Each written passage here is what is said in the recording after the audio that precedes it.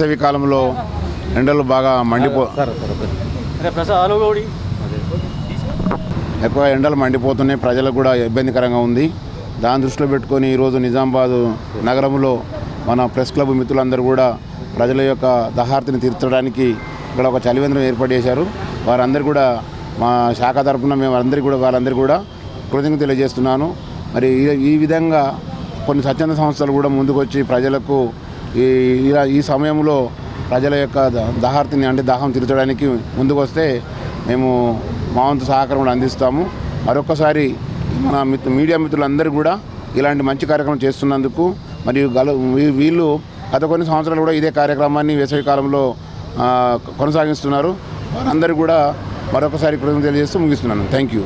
ప్రతి ఏటా నిర్వహించే వేసవి కాలం సంబంధించిన చలివేంద్ర కార్యక్రమాన్ని ఈ ఏడాది కూడా దిగ్విజయంగా నిర్వహించడానికి కమిటీ నిర్ణయించింది. అందులో భాగంగా ముఖ్య అతిథిగా మన నిజామాబాద్ ట్రాఫిక్ ఏసీపీ శ్రీ నారాయణ గారు మరియు మా తోటి జర్నలిస్ట్ మిత్రులందరూ హాజరై ఈ కార్యక్రమాన్ని విజయవంతం చేశారు.